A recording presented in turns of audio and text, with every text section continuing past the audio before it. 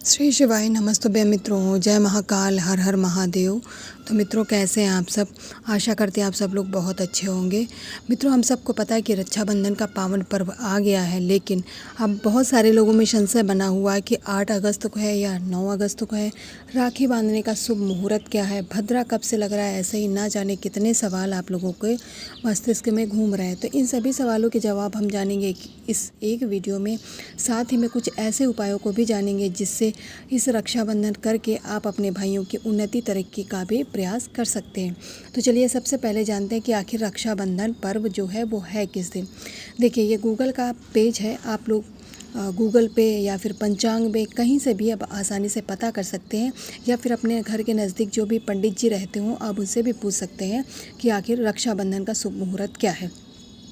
सावन महीने की पूर्णिमा तिथि 8 अगस्त को दोपहर को 2:12 पर लग रही है। लमसम आधा दिन तो आपका समाप्त हो जाएगा, और या 9 अगस्त को 1:24 पर समाप्त होगी। तो उदया तिथि के अनुसार 9 अगस्त को ही रक्षाबंधन मनाया जाएगा, क्योंकि 8 अगस्त को शुरुआत तो दोपहर से हो रही है, तो कोई मतलब ही नहीं बनता है।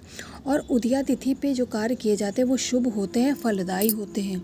और जो 9 तारीख को लग रही है या सुबह से लग रही है, भले ही दोपहर तक है लेकिन लग रही है या सुबह से, इसलिए हम सभी को उदया तिथि में ही इस पर्व को मनाना है। यानी आप लोग जो रक्षाबंधन का पर्व मनाएंगे वो 9 अगस्त को शनिवार के दिन मनाएंगे। इतनी बात समझ गए? आशा करती हूँ 2 सवालों के जवाब तो आपको मिल गए होंगे कि आखिर रक्षाबंधन का जो मुहूर्त है वो क्या है और इसे आप लोग मनाएंगे कब। अब यहाँ पर रक्षाबंधन के मुहूर्त की बात हो गई, दिन की बात हो गई, तिथि की बात हो गई।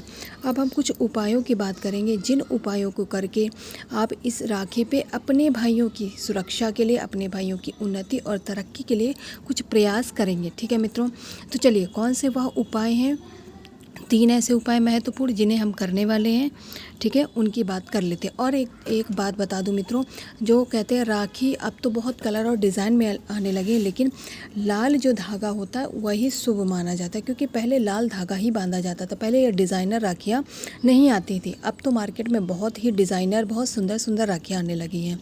तो मेरा ये मानना है कि जो भी अपने भाई को राखी बांधने वाली है वो अगर लाल कलर की राखी बांधे तो वो ज़्यादा शुभ होगी, अपने भाई की सुरक्षा के लिए ज़्यादा असरदार होगी। ठीक है, तो लाल कलर का आप लोग विशेष ध्यान है, बाकी आप जैसी भी राखी लाएंगे वह उत्तम ही होगी। ठीक है, अब यहाँ पर हम उपाय की बात करते हैं। तो पहला उपाय तो हम करने वाले अपनी इच्छा, अपनी मनोकामना को पूर्ण करने के लिए।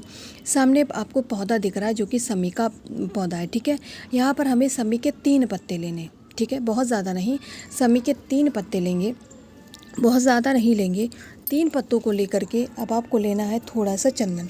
अब चंदन की बात करें तो 2 चंदन होते हैं, तो यहाँ पर हम लोग लेंगे पीला वाला चंदन। मनोकामना का उपाय है, साथ ही में शनिवार का दिन है, तो हम लोग यहाँ पर जो पीला चंदन उपाय में लेने वाले हैं उस पर आप लीजिएगा, किसी कटोरी में डाल लेंगे, और थोड़ा सा ये जो 3 आपने समी के पत्ते लिए, इन तीनों पत्तों को डाल दीजिएगा। इतना आपको चंदन लेना है कि आपके वो जो तीनों पत्ते हैं वो पीले कलर के हो जाएं। इसके बाद में तांबे का एक कलश लेंगे, जिसमें आप लोग अपने घर का शुद्ध जल लेंगे और जल के साथ में गंगा जल लेंगे। ठीक है मित्रों, दोनों चीज़ों को लेंगे। लेने के बाद में इस कलश को उठाएंगे और पहुंच जाएंगे देवादिदेव महादेव भगवान शंकर के शिवलिंग के पास। यहाँ पहुंच करके उत्तर दिशा में मुख करके खड़े हो जाइएगा मित्रों। अब करना क्या है आपको, सबसे पहले आप अपनी इच्छा, अपनी मनोकामना के लिए उपाय कर रहे हैं, तो महादेव जी के शिवलिंग पे 3 स्थानों पे आप शमी के पत्ते को समर्पित करेंगे। ठीक है, एक तो जलाधारी जहाँ से जल गिरने वाला होता है, दूसरा माता के हस्त कमल पर, और सबसे पहला महादेव जी की शिवलिंग के ऊपर। अब बात करते हैं कि पहले कहाँ चढ़ाने वाले हैं। तो पहले, सबसे पहले आप लोग एक मंत्र बोलेंगे, जो कि शनिवार का दिन है तो शनि देव जी को प्रसन्न करना है। तो ओम सम शनिश्चराय नमः। ठीक है मित्रों, ओम सम शनिश्चराय नमः मंत्र का जाप करेंगे। सबसे पहला पत्ता जहाँ से जलाधारी से जल गिरने वाला होता है वहाँ समर्पित करेंगे। दूसरा पत्ता आपको माता के हस्त कमल पे समर्पित करना है। तीसरा पत्ता महादेव जी की शिवलिंग के ऊपर समर्पित करेंगे, और इस तरीके से शमी के पत्ते को चढ़ाएंगे और दोनों हाथ जोड़ करके उनसे अपनी इच्छा, अपनी मनोकामना को पूर्ण करने का निवेदन करेंगे। अपनी बात कहने के बाद में आप जो 1 लोटा जल लेके गए हैं मित्रों, उसे महादेव जी की शिवलिंग के ऊपर से समर्पित कर दीजिएगा। और यही मंत्र बोलेंगे मित्रों कि महादेव जी आपके जीवन में जो भी परेशानियां उन्हें दूर करें और आपकी इच्छा मनोकामना को पूर्ण करें। साथ ही में श्री शिवाय नमस्तुभ्यम मंत्र का जाप करते हुए उस कलश के संपूर्ण जल को धीरे धीरे महादेव जी के शिवलिंग पर समर्पित कर दीजिएगा। इस तरीके से जब आप उपाय को करेंगे तो आपकी चाहे बरसों पुरानी इच्छा हो, मनोकामना हो, वह पूर्ण ज़रूर होगी और महादेव जी का आशीर्वाद आप सभी को प्राप्त होगा। पहला उपाय समझ गए। अब चलिए दूसरे उपाय की बात करते हैं।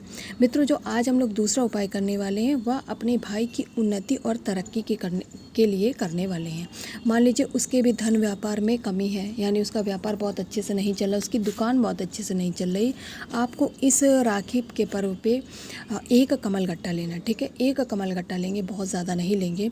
साथ ही हमें एक सिक्का चाहिए। सिक्का चाहे 1 का हो, 2 का हो, 5, 10 चाहे जितने का हो, एक सिक्का और एक कमल गट्टा, 2 चीज़ें लेंगे मित्रों। सिक्का लेंगे, कमल गट्टा लेंगे। इसके बाद में हमें लेना है जलाभिषेक करने के लिए कलश लेंगे। कलश में लेंगे आप लोग अपने घर का शुद्ध जल, ठीक है मित्रों। शुद्ध जल और गंगा जल दोनों ले लीजिएगा। सिक्का और कमल गट्टा हमें इसमें नहीं डालना है, उसे आप अलग से लेंगे। अब कलश को उठाइएगा।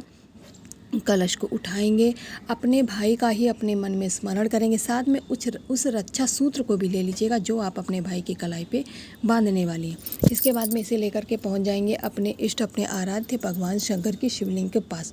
उत्तर दिशा में मुख करके खड़े हो जाइएगा मित्रों। आपने जो एक सिक्का लिया उसे महादेव जी की शिवलिंग के किसी भी स्थान पर समर्पित कर सकते हैं, ठीक है मित्रों। इसके लिए पूज्य गुरु जी ने कोई स्थान नहीं निर्धारित किया कि आप यहीं पर समर्पित करें। किसी भी स्थान पे समर्पित करेंगे। अपने भाई के तरक्की उन्नति की कामना करते हुए जो एक आपने कमल गट्टा लिया उसे अपने दाहिने हाथ में रखेंगे, मुट्ठी को बंद करेंगे और महादेव जी की शिवलिंग के ऊपर 7 बार आपको घुमा लेना, ठीक है। घड़ी की सुई की दिशा में 7 बार घुमा लीजिएगा। सिक्के को महादेव जी की शिवलिंग पे समर्पित कर दीजिएगा। उस रक्षा सूत्र को भी रख देंगे और महादेव जी से अपने भाई के उन्नति तरक्की की कामना करेंगे।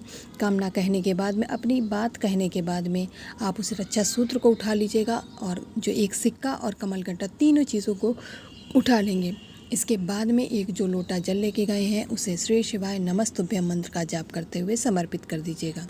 जब सिक्का और ये सब लेके अपने घर पे आएंगे, आप अपने भाई को वो सिक्का दे दीजिएगा और कह देंगे कि वो कभी उसे खर्च ना करे और कमल गट्टे को अपने अलमारी में रख ले।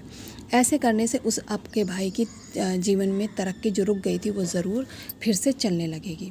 2 उपायों की बात कर ली। अब चलिए तीसरे उपाय को बात करते हैं। उससे पहले एक ही विनती, एक ही निवेदन, जो लोग चैनल पे पहली बार आए हैं, मेरी आवाज़ पहली बार सुन रहे हैं, वह मेरे चैनल को सब्सक्राइब और वीडियो को लाइक करना नहीं भूलेंगे। तीसरा बहुत ही छोटा सा सिंपल सा उपाय है। जो घर में लड़ाई झगड़े बहुत होते हैं उन्हें रोकने के लिए आप लोग लेंगे आज दूर्वा, हरी वाली दूर्वा लेना जो 3 गांठ की होती है। बहुत कम नहीं, ना बहुत कम ना बहुत ज़्यादा, 7 या फिर 9 दूर्वा ले लीजिएगा। दूर्वा लेने के बाद में अब आपको कुछ नहीं लेना, केवल जलाभिषेक करने के लिए आप लोग तांबे का एक कलश ले लीजिएगा। उसमें अपने घर का शुद्ध जल ले लीजिएगा। अगर गंगा जल है तो ज़रूर डाल लीजिएगा। इसके बाद जो आपने दूर्वा ली है उन्हें इसी कलश के अंदर डाल देंगे, ठीक है मित्रों। जल लिया, गंगा जल लिया और दूर्वा इसी के अंदर डालकर इस कलश को उठा करके अपने इष्ट, अपने आराध्य भगवान शंकर की शिवलिंग के पास जाएंगे। उत्तर दिशा में मुकर के खड़े हो जाएंगे। आप उपाय किस लिए कर रहे हैं? अपने घर से लड़ाई झगड़ों को दूर करने के लिए। तो पहली बात तो जो व्यक्ति घर का माहौल ख़राब करता है, घर में बहुत लड़ाई झगड़े करता है, उसका नाम और गोत्र का नाम बोलेंगे। हाटकेश्वर महादेव जी का नाम लेकर के उनसे विनती करेंगे कि आपके घर में जो भी लड़ाई झगड़े हो रहे हैं वो समाप्त हो जाए, आपके घर का जो माहौल ख़राब हो रहा है वो अच्छा हो जाए।